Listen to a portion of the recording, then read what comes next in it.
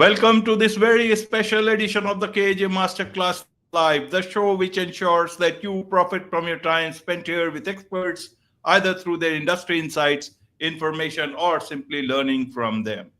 And today we have Kate BonDurant. She is the founder of Intern Mentor, and we'll understand from her, we'll get from her expert insights on bridging the gap from school to career. Welcome to the show, Kate. Thank you so much for having me. You're welcome. Welcome to the show. Welcome to India in this online form, Kate. And I'm sure not just in India, but a lot of people across the globe will benefit from what we are going to talk right now. A lot of students will benefit about internship secrets for career success. We'll learn all about that. You have also written a book, the Design Internship Handbook. We'll talk about that also. But before that, let's talk a bit about your background, your journey, so that people know who they are listening to. Yeah. So I am a corporate fashion designer. I've spent 15 years in the industry, and during that time, I had a lot of opportunity to work on various different programs and things that weren't just part of my day job. And one of those led me into internships, working with interns, recruiting, hiring, training, and all of that. And I learned after that pretty quickly that all the things that I found really impactful for intern success during that time was also useful for people onboarding and starting new roles, or anyone really coming out of school. And so after my last job, I decided to pursue that and explore it a little bit more. And here we are with the Intern Mentor. Absolutely, absolutely. So I want to understand from you, you know, even at the cost of repeating, means coming from a fashion design background and into this whole career thing, what is the real inspiration to start the intern mentor? It means you could see things, but still going for a thing like this, shifting in that sense is something, I'm interested to understand for the audience. Yeah, well, corporate life isn't easy, and I don't think anyone who has ever worked a day in corporate is gonna say, "Ooh, yeah, that's amazing." Like, it's super smooth, everything goes exactly as planned, onboarding is amazing. Like, that's not really often the case, and so I kept seeing frequently, especially with creatives, that they were set up to fail. And the expectations that were explained during school were not the same expectations that managers and decision makers and teams on the job had for those roles. There was a disconnect between the two. And so obviously training to fill those things was a little lacking. And so the intern mentor is really a 360 view at that gap. So it's working with individuals one-on-one to help them realize, here's what you can do in this role and find your own success and kind of take charge. And then schools, how can you stand apart and really fill that gap and help people understand what they're in for? And then from companies, it's how can you onboard? How can you help and nurture and support people once they're in the door? Absolutely, absolutely, Kate. So let's understand things from the ground. How are things? Because I my time was different. Now it's a whole new world with the new generation needing, internship and all your help. How would you like to help us understand what is the scene on the ground? Is it very challenging? Is it very smooth? What I understand it, job market can be very tough in spite of so many, openings there in different sectors. I want to understand your perspective on it. Yeah, well, as with many things, a lot of the problem that I come across is people don't realize they need help until they're too far down the line, and they're already in the debacle of the chaos of being on the job and not really finding their footing. And so really connecting with people and finding my way into having those conversations with people as early as possible to strengthen their soft skills, to really get an awareness of what's coming is probably the most challenging aspect. We're in a generational divide as well. We have the millennials now in managerial roles, and they were brought up in a certain way in corporate life. And now we have Gen Z coming in, and they've been raised by Gen X and millennials in a different way than predecessors were raised, and so certain values were instilled in the new generation that are great, except they're out of context. So things like healthy boundaries, self-care, millennials and Gen X are telling ourselves that we need to do that, but Gen Z doesn't understand why we're focusing so much on those things, because they didn't live through the pain points of what it was like not to value and not to prioritize those things. So having those kinds of discussions on, okay, yes, have your boundaries, yes, prioritize self-care, but do it in, have the awareness of when, just because it's challenging doesn't mean it's wrong, right? Don't step back from every challenge. Don't step back from certain things that's just normal work ethic or part of your what you should expect. Absolutely. So someone who is, just out of college looking for first job or whatever that transitional period is, what is the main challenge? Is it because internships are not available, or internships are available but they do not know about it, or internships are available but they do not fit the criteria and the companies are not able to tell? Help us understand from that point of view, so that people can know what exactly is the issue, and so that they can get into good internship which can culminate in a good job and good career. Yeah. So a lot of creative fields really require having an internship before they take on a full-time role. Employers are expecting that kind of hands-on experience.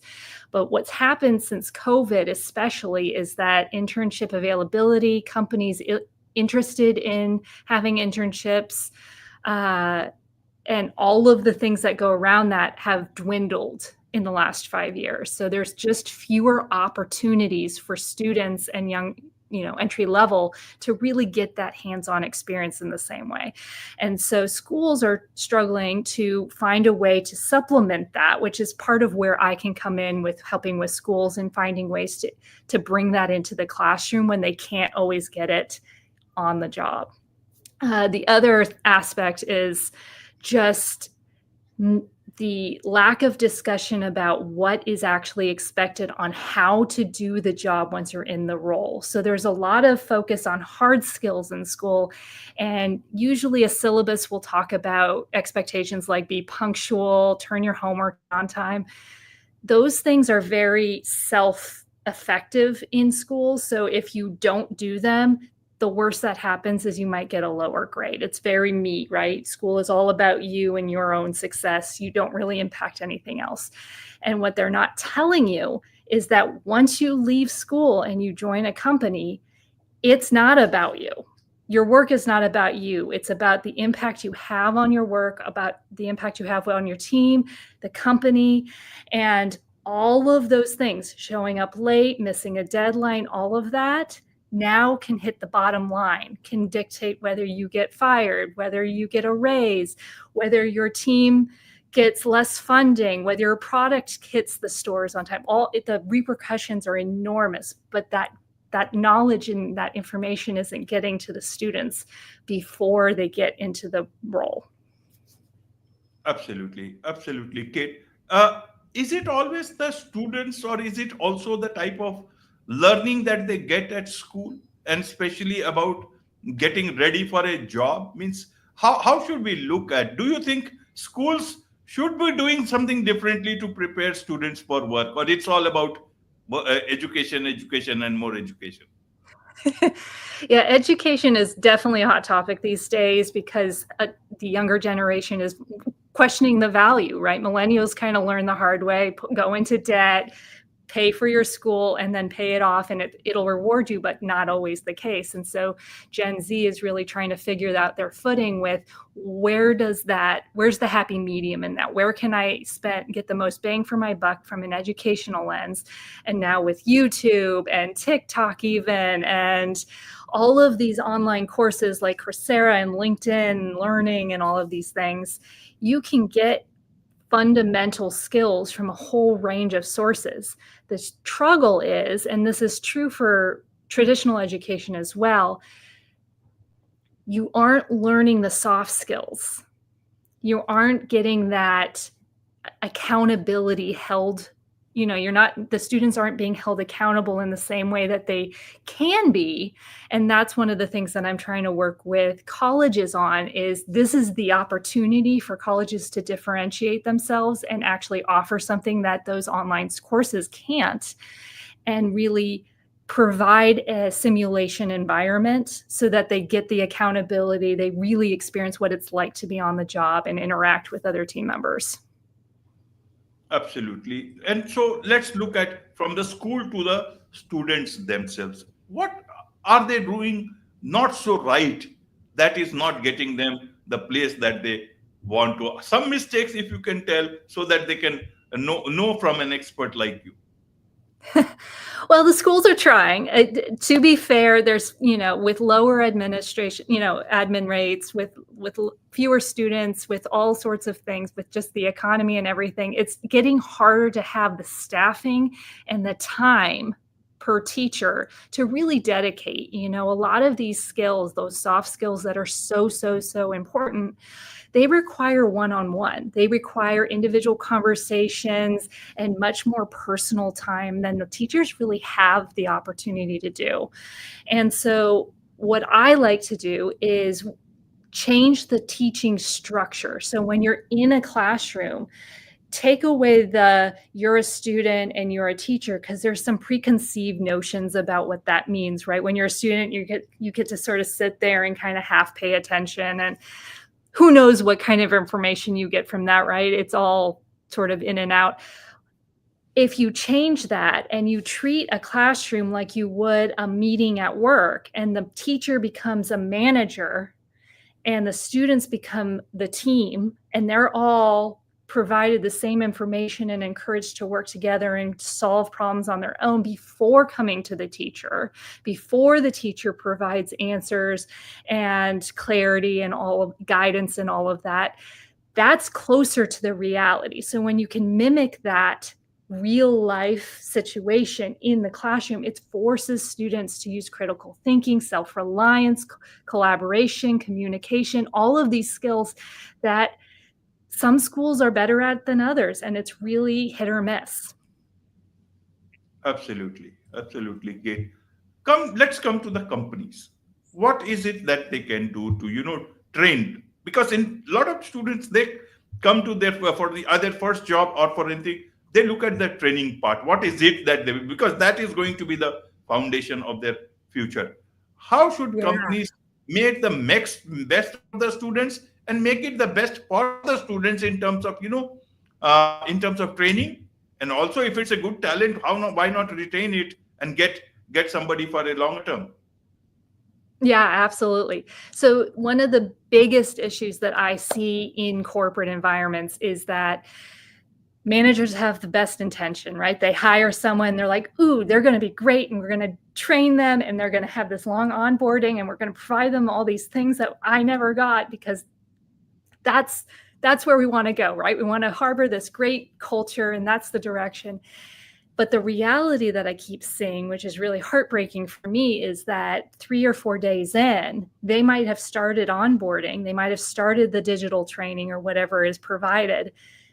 Then the manager has to pull them out because leadership has made a decision and a meeting is pulled up, or there's some new fire emergency thing that's happening that all of a sudden the team needs to get involved in. And so you're taking someone who hasn't really been trained. We're talking 3 or 4 days usually, and they're pulled into a sink or swim environment with no training, no support system, because everyone's working on their own. And so what I have found to be really successful in these is knowing that managers don't have the bandwidth, because usually they're being pulled out to do separate things as well, is establishing a resource that the entire team can use, but is also really helpful for onboarders. So what that usually looks like is it can be an like a Google Space or a digital whiteboard on the cloud, and it'll have links to all the important things. It'll be organized. It'll have team structure. It'll have calendars. It'll have all of those pesky employee links that no one remembers so that you can log hours and all of that. But it's all in one spot so that the intern or new hire can go in there, find the resource they need without trying to be like, oh, I need my manager. Oh, I need a team member. Oh, I don't know how to do this, because it's all in there already. Absolutely, absolutely. Now let's look at your book, the Design Internship Handbook. What have you written in that handbook? Yes, wonderful. So tell us a bit So the about this. What can especially students learn from this?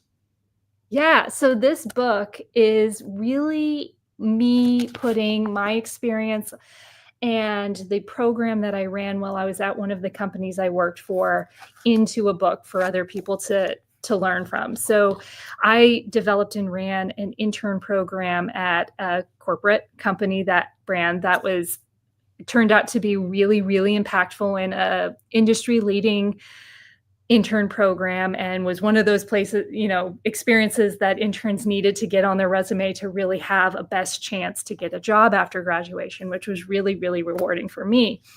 And the things that I learned through that process came from things that I learned in my own experience, things that I saw from other people's experience, things that I saw from interns that I had before I started this program.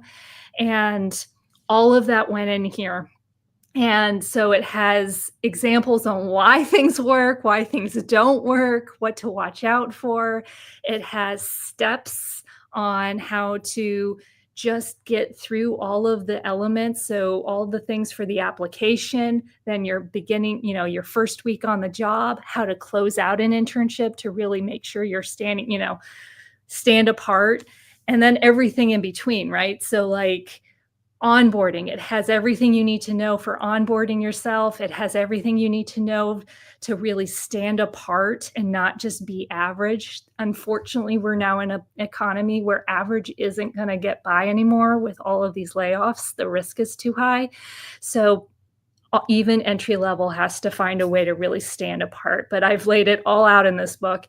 And I have found that people who aren't in creative fields, like the internship program that I ran, that this book is based off of, have had a lot of benefit from reading this material as well.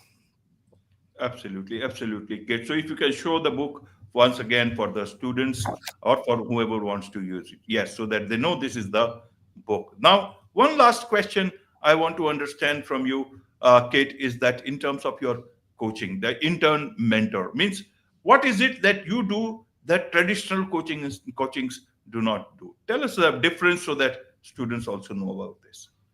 Yeah, so a lot of coaching is focused really on the one-on-one. And there's a lot of guidance, there's a lot of information. It's kind of mentory sometimes.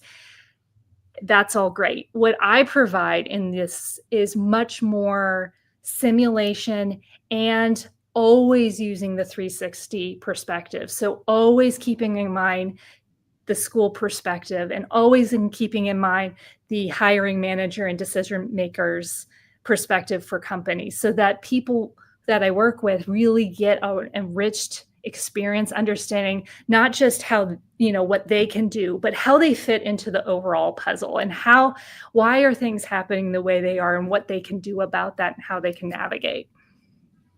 Absolutely. There's much to learn about all these things from you, Kate, and I'm sure a lot of people, a lot of students would want to connect with you. What's the best way for them to do so? Well, I'm on LinkedIn. I have my LinkedIn at Kate BonDurant, and then you can also find me at the Intern Mentor on LinkedIn or the website, theinternmentor.com. Wonderful. With this, it's a wrap on this very special edition of the KJ Masterclass Live. Thank you so much indeed for joining us. Thank you.